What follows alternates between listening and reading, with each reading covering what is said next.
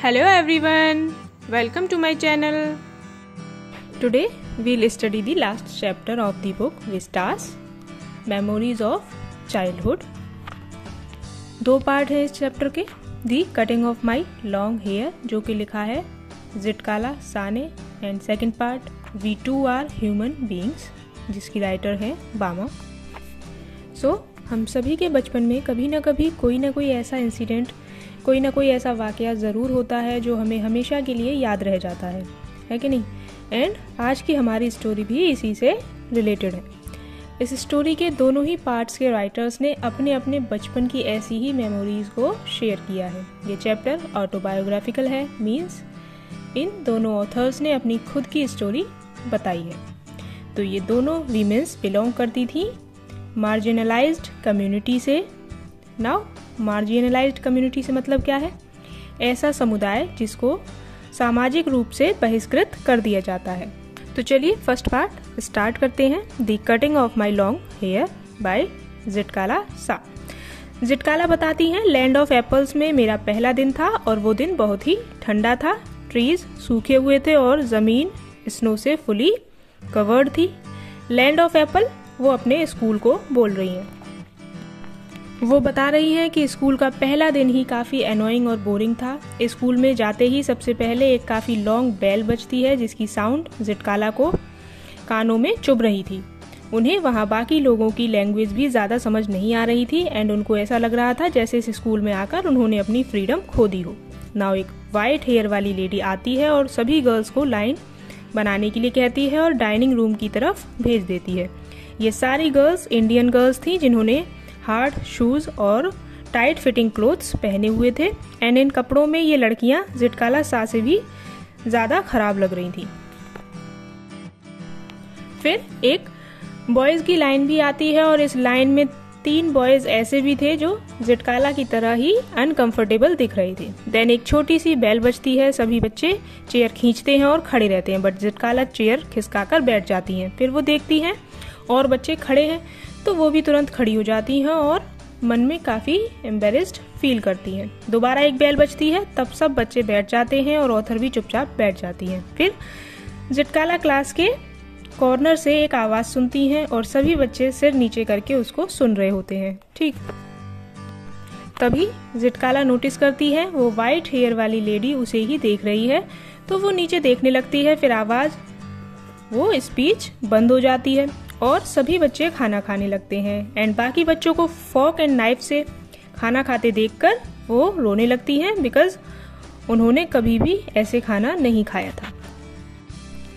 आगे वो बताती हैं दैट ये तो कुछ भी नहीं था, इससे आगे जो हुआ वो तो और भी बुरा था.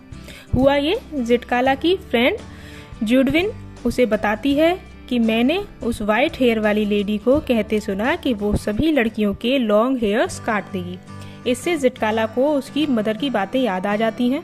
उनकी मदर ने बताया था कि वो एक सैनिक जो दुश्मन द्वारा पकड़ लिया जाता है उनके बालों को काट दिया जाता था. और दूसरा, जब किसी की डेथ हो जाती है तो दुख में लोग बाल कटाते हैं और हमारे यहाँ जो डरपोक लोग होते हैं वो भी अपने बालों को छोटा करा लेते हैं. जुडविन कहती हैं पर अब हमें तो बाल कटाने ही पड़ेंगे.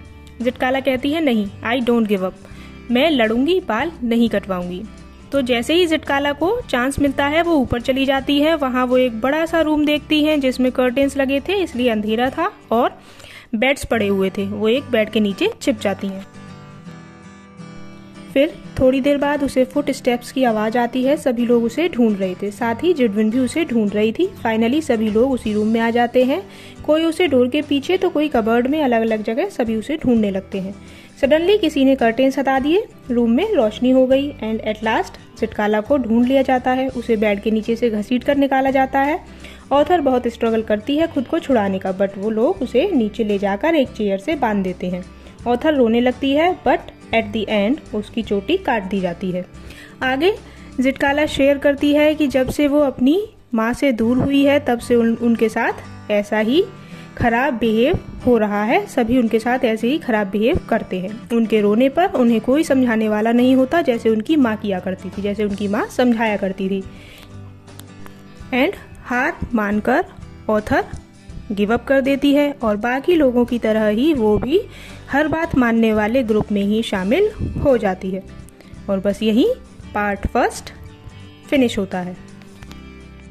सेकंड पार्ट स्टार्ट करते हैं जो लिखा है बामा ने।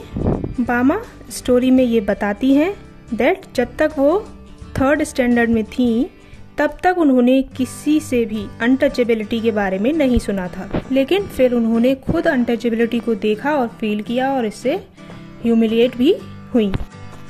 बामा स्टार्ट करती हैं कि उनके घर से स्कूल जाने तक का रास्ता केवल 10 मिनट्स का था, बट वो घर पहुंचने में 30 मिनट से 1 आवर्स तक लगा लिया करती थी, बिकॉज घर लौटने के टाइम पर उन्हें रोड पर मार्केट में काफ़ी एंटरटेनिंग चीज़ें देखने को मिलती थी। काफ़ी शॉप्स और ठेले वाले उनको देखने को मिलते थे। उन्हें मदारी, सपेरा, एक साइकिल से करतब दिखाने वाला एक्सेट्रा मिला करते थे। तो वहाँ एक मर्यादा टेम्पल भी था जिसमें बड़ी बड़ी बेल्स थी और टेम्पल के सामने एक पोंगल नाम की डिश भी बन रही होती है। एक फिश की स्टॉल थी, एक गांधी जी की स्टॉल थी एंड अदर स्नैक्स की शॉप्स भी थी एंड उन पे लाइट भी लगी होती थी जो ऑथर को रोके रखती थी, इसलिए वो लेट हो जाती थी बिकॉज वो उन्हें इंटरेस्टिंग लगती थी। पॉलिटिकल पार्टीज के लीडर्स भी वहाँ परफॉर्मेंस कराते थे, स्पीच देते थे। एक कॉफ़ी क्लब भी था, सीजन्स के अकॉर्डिंग डिफरेंट फ्रूट्स भी मिलते थे। वन डे बामा यही सब देखते हुए घर लौट रही थी तो वो देखती है कि एक लैंडलॉर्ड बामा की कम्युनिटी के लोगों से काम करा रहे होते हैं। तभी एक बूढ़ा आदमी बामा की कम्युनिटी का ही हाथ में एक पैकेट लेकर, जिसमें शायद वड़ाई या ग्रीन बनाना भाजी थी क्योंकि बाहर उस पैकेट पर ऑयल के निशान थे। अब वो एल्डरमैन उस पैकेट को ऐसे पकड़ा था जिससे कि वो उसे जरा भी टच ना हो जाए। देन वो लैंडलॉर्ड को पैकेट दे देता है। लैंडलॉर्ड वड़ाई खा लेता है। सो घर पहुंचकर बामा ये बात अपने बड़े भाई को बताती हैं और हंसने लगती है बिकॉज वो बच्ची थी और उन्हें कुछ समझ ही नहीं आया था। और तब बामा को सोसाइटी का एक बहुत बड़ा सच पता चलता है। तो बामा के बड़े भाई इस बात पर बिल्कुल भी नहीं हंसते और वो बामा को अनटचेबिलिटी के बारे में बताते हैं। नाउ यहाँ से चैप्टर में बामा के बड़े भाई को अन्ना कह के बुलाया गया है। ठीक, अन्ना बामा को बताते हैं उन लोगों का मानना है कि अपर कास्ट के लोगों को लोअर क्लास के लोगों को टच नहीं करना चाहिए। अगर टच हो गए तो वो पल्यूटेड हो जाएंगे, इसलिए वो एल्डर पर्सन उस पैकेट को दूर से पकड़े हुए थे। अब ये सुनकर ऑथर बहुत गुस्सा होती हैं और हंसना बंद कर देती हैं। बामा कहती हैं कि हम लोगों को इनके फील्ड्स में काम करना है और बदले में इन लोगों को हमें पैसे देने चाहिए, बस यही तक ये सीमित होना चाहिए। हम लोगों को इनके लिए मार्केट से स्नैक्स नहीं लाने चाहिए। आगे ऑथर अपने बड़े भाई का एक इंसिडेंट शेयर करती हैं और बताती हैं कि इनके भाई जब यूनिवर्सिटी में पढ़ते थे और घर आए हुए थे तो वे पास के एक विलेज में लाइब्रेरी पढ़ने के लिए जाते थे। तब एक लैंडलॉर्ड अन्ना से पूछते हैं कि नाम क्या है तुम्हारा। अन्ना बता देते हैं। कहाँ रहते हो, वो भी बता देते हैं।